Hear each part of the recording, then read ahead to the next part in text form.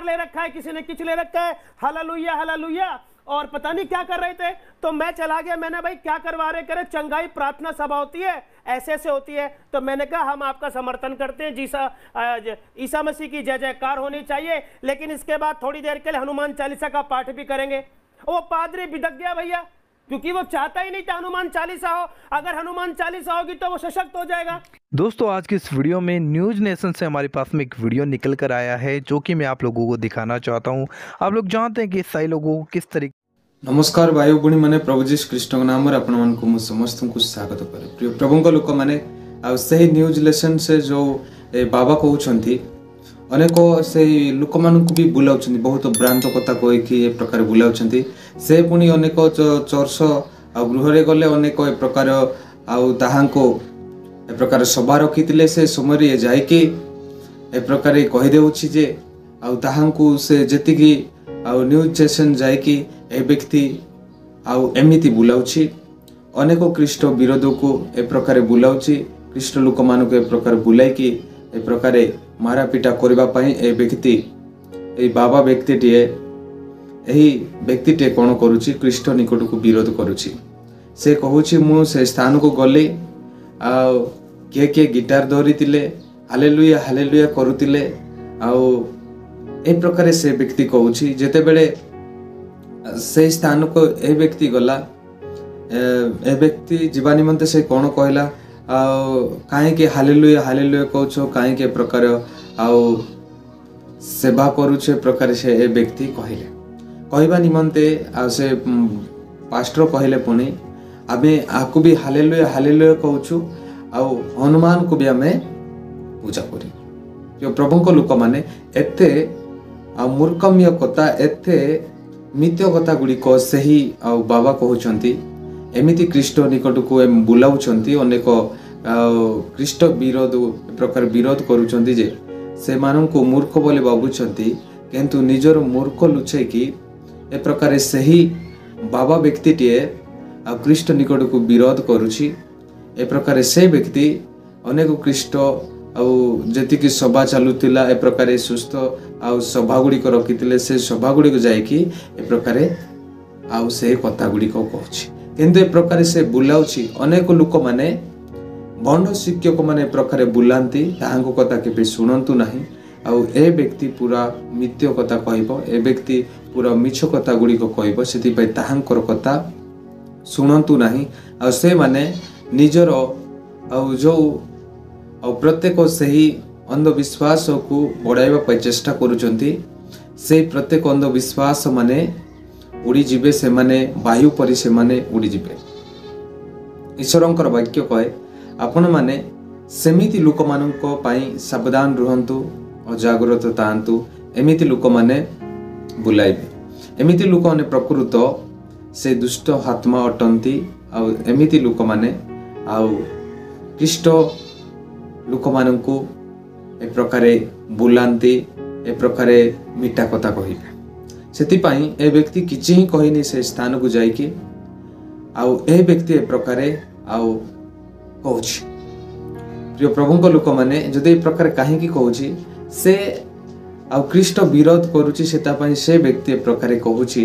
कारण ख्रीष्ट लोक माने तो बहुत बढुछंती, सेटा पई हा से सही पारुनी। से व्यक्ति ए प्रकारे आउ कहि देउछि, हेले भी तुम कथा कहीं शुणवे ना। आउ ईश्वरंकर विश्वास करवा लोक माने आलोक पाइचंती, से माने आलोक रे आचरण करूअछंती। चलंतु गोटे पुस्तक देखिबा, मत्त्यु 7 पर्वरु 15 पद देखंतु। बंड बाबादी माननको टारु सावधान होइताओ, से माने मेंढा बेसरे तुम माननको पाखको आसंती, किंतु अंतर रे से माने सिंहर शकबाक। प्रिय प्रभु को लोक माने ताहांकर कथा सुनंतु नाही, तुमान को मिठा कथा कहंती, से माने तुमान को बुलाइबे। अनेक चर्च आसी मध्य ए प्रकारे विश्वास करिछि बोली कहिबे। ए प्रकारे बंड आउ शिक्षक गुड़िक आपण माने विश्वास करंतु नाही, नचेत से मानकटारे ତାହାଙ୍କ ଅନ୍ତରରେ କ'ଣ ଅଛି, ତାହାଙ୍କ ଅନ୍ତରରେ ସିଂହ ଅଛି। ସେଥିପାଇଁ ସେମାନଙ୍କ କଥା କେବେ ଗ୍ରହଣ କରନ୍ତୁ ନାହିଁ, ସେ ବାବାମାନଙ୍କ କଥାକୁ କେବେ ଗ୍ରହଣ କରନ୍ତୁ ନାହିଁ। ଏମିତି ଲୋକମାନେ ଅନେକ ଖ୍ରୀଷ୍ଟ ନିକଟକୁ ବୁଲାଇବା ଲୋକମାନେ, ଆଉ ଏମିତି ଆଉ ଏତେ ବୁଲାଇବା ଲୋକମାନେ, ଜାଣନ୍ତୁ ଏତେ ଫଟକାର କରିବା ଲୋକମାନେ, ଏତେ ମିଥ୍ୟା କଥା କହିବା ଲୋକମାନେ, ଏମିତି ଲୋକମାନେ ପ୍ରକୃତ ସେ ଶୈତାନ ବ୍ୟକ୍ତିମାନେ ଅଟନ୍ତି। ସେଥିପାଇଁ ଏହି ଦୁଷ୍ଟ ଆତ୍ମା ଆଉ ଯେଉଁ କହୁଛି ତାହାଙ୍କର ମିଠା କଥା ଶୁଣନ୍ତୁ ନାହିଁ। ଈଶ୍ୱରଙ୍କର ବାକ୍ୟ ମଧ୍ୟ କହେ, ତୁମେମାନେ ସେ ବଣ୍ଡ ଶିକ୍ଷକ କଥା ତୁମେ ଗ୍ରହଣ କର ନାହିଁ। ତୁମେମାନେ କ'ଣ କରିବ, ଈଶ୍ୱରଙ୍କର ବାକ୍ୟ ଶୁଣନ୍ତୁ ଆଉ ସଦାପ୍ରଭୁଙ୍କୁ ଗ୍ରହଣ କରନ୍ତୁ, ଯୀଶୁଙ୍କ ନାମ ବିଶ୍ୱାସ କରନ୍ତୁ। କିନ୍ତୁ ତୁମେମାନେ ଯଦି ଏହି ବଣ୍ଡ ଶିକ୍ଷକ କଥା ଶୁଣୁଛନ୍ତି ତାହେଲେ କେବେ ବି ଈଶ୍ୱରଙ୍କ ରାଜ୍ୟରେ ଆଗକୁ ବଢ଼ିପାରିବେ ନାହିଁ। ସେଥିପାଇଁ ପ୍ରଭୁଙ୍କ ଲୋକମାନେ ଆଉ ଏହି ପ୍ରକାର ଆଉ ଶିକ୍ଷାକୁ କେବେ ଗ୍ରହଣ କରନ୍ତୁ ନାହିଁ। ଯଦି ତୁମେମାନେ ଶୁଣି ଅଛନ୍ତି ସେହି ଶିକ୍ଷା ଗୁଡ଼ିକ ତାହେଲେ ଆପଣମାନେ ଆଉ କେବେ ବି ଈଶ୍ୱରଙ୍କ ରାଜ୍ୟକୁ ଆଗକୁ ଆଉ ଯିବେ ନାହିଁ। ସେଥିପାଇଁ ସେହି ପ୍ରତ୍ୟେକ ଲୋକମାନେ ଭ୍ରଷ୍ଟ ଶିକ୍ଷା କହନ୍ତି, ତାହାଙ୍କର ଶିକ୍ଷା ପୁରା ଭ୍ରଷ୍ଟ ଅଟେ, ତାହାଙ୍କର ଶିକ୍ଷା ପୁରା ଏ ପ୍ରକାର ତଳକୁ ପଡ଼ିବ ନ ତ ହେବ। କିନ୍ତୁ ଈଶ୍ୱରଙ୍କର ଯେଉଁ ବାକ୍ୟ ଅଟେ ଆଉ ସେଇ ବାକ୍ୟଟିଏ ଆଉ ମଧୁର ବାକ୍ୟ ଅଟେ, ସେ ବାକ୍ୟ କିଏ ପାଇଛି ସେ ବ୍ୟକ୍ତିମାନେ ଅନନ୍ତ କାଳ ଯାଇ ରାଜ୍ୟ କରିବେ। ସେଥିପାଇଁ ପ୍ରଭୁଙ୍କ ଲୋକମାନେ ଆଉ ତାହାଙ୍କୁ ବିଶ୍ୱାସ କରନ୍ତୁ ନାହିଁ, ସେ ବଣ୍ଡ ଖ୍ରୀଷ୍ଟ ଲୋକମାନଙ୍କୁ, ଏ ପ୍ରକାର ବଣ୍ଡ ଶିକ୍ଷକମାନଙ୍କୁ ତୁମେ ବିଶ୍ୱାସ କର ନାହିଁ। ଆଉ ତାହାଙ୍କ ହୃଦୟରେ ଆଉ ସିଂହ ଅଛି, ଶୈତାନ ଅଛି। ସେଥିପାଇଁ ସେମାନେ ମିଠା କଥା କହି ଅନେକ ନ୍ୟୁଜ୍ ସେକ୍ସନକୁ ଯାଇକି ପ୍ରକାରେ ବୁଲାଉଛନ୍ତି। ଆପଣମାନେ ବି ଏ ପ୍ରକାରେ ଆଉ ତାହାଙ୍କର କଥା ଶୁଣନ୍ତୁ ନାହିଁ। ପ୍ରଭୁଙ୍କ ଲୋକମାନେ ଆଉ ତାହାଙ୍କ କଥା ଗ୍ରହଣ କରନ୍ତୁ ନାହିଁ। ଆଉ ଯାହାଟାରେ କି ନମ୍ରତା, ପ୍ରେମ, ସତ୍ୟତା ଅଛି ତାହାଙ୍କର କଥା ଆପଣମାନେ ଗ୍ରହଣ କରନ୍ତୁ, ଆଉ ନିଶ୍ଚିତ ଆପଣମାନଙ୍କୁ ଶାନ୍ତି ମିଳିବ। କିନ୍ତୁ ଏମିତି ଭ୍ରାନ୍ତ ଶିକ୍ଷା ଗୁଡ଼ିକ ଆପଣମାନେ କେବେ ଗ୍ରହଣ କରନ୍ତୁ ନାହିଁ। ନିଜର ଭ୍ରାନ୍ତ ଶିକ୍ଷା ଗୁଡ଼ିକ ବାହାର କରୁଛି ଶୈତାନ। ସେ ଶୈତାନ କଥା ଶୁଣନ୍ତୁ ନାହିଁ। ଅନେକ ଖ୍ରୀଷ୍ଟ ନିକଟକୁ ବୁଲାଉଛି କିନ୍ତୁ ବୁଲାଇ ପାରିବ ନାହିଁ। ଆଉ ସେଥିପାଇଁ ଏ ପ୍ରକାର ଅନେକ ଶତ୍ରୁ ଶୈତାନ ଆଉ ଅଭାବକୁ ବୁଲାଇଲେ ସେ ପ୍ରକାରେ ମଧ୍ୟ ଆମମାନଙ୍କୁ ମଧ୍ୟ ବୁଲାଇବା ପାଇଁ ଚେଷ୍ଟା କରୁଛି ଶୈତାନ। ଆଉ ତାହାଙ୍କର କଥା ଶୁଣନ୍ତୁ ନାହିଁ, ଆଉ ଈଶ୍ୱରଙ୍କର ବିଶ୍ୱାସ କରନ୍ତୁ।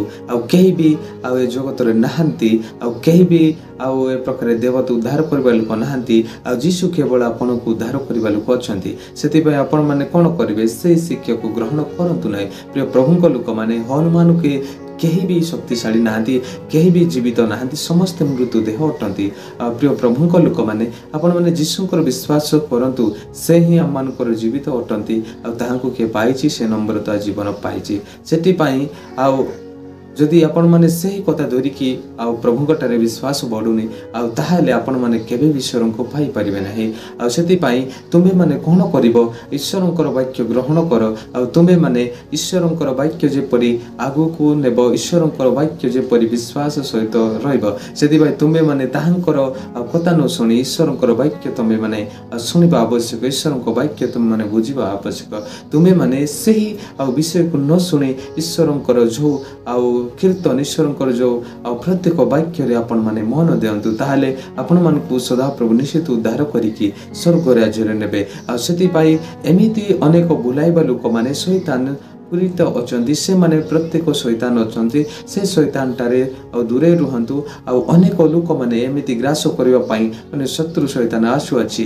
ଆପଣମାନେ ଜାଗ୍ରତ ସଚେତନ ରୁହନ୍ତୁ ପ୍ରିୟ ପ୍ରଭୁଙ୍କ ଲୋକମାନେ, ନଚେତ ସେ ଶୈତାନ ଆପଣମାନଙ୍କୁ ଗ୍ରାସ କରିପାରିବ।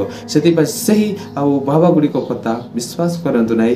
ଆପଣ ବିଶ୍ୱାସ କରନ୍ତୁ ଯେ ଯୀଶୁ ହିଁ ଆମ ଜୀବନର ଉଦ୍ଧାରକର୍ତ୍ତା ଓ ତ୍ରାଣକର୍ତ୍ତା, ଆଉ ସେ ହିଁ ଆମମାନଙ୍କର ଆଉ ରକ୍ଷାକର୍ତ୍ତା ଅଟନ୍ତି। ପ୍ରିୟ ପ୍ରଭୁଙ୍କ ଲୋକମାନେ, ଈଶ୍ୱରଙ୍କର ବିଶ୍ୱାସ କରୁଅଛନ୍ତି ତାହେଲେ ନିଶ୍ଚିତ ଆପଣ ଜୀବନ ଜୀବିତ ରହିବ। ପ୍ରିୟ ପ୍ରଭୁଙ୍କ ଲୋକମାନେ, ଭିଡ଼ିଓ ଭଲ ଲାଗିଥାଏ ଲାଇକ୍, ସେୟାର, ସବସ୍କ୍ରାଇବ୍ କରି ଆମ ସଙ୍ଗେ ଯୋଡ଼ି ରୁହନ୍ତୁ। ସମସ୍ତଙ୍କୁ ନମସ୍କାର।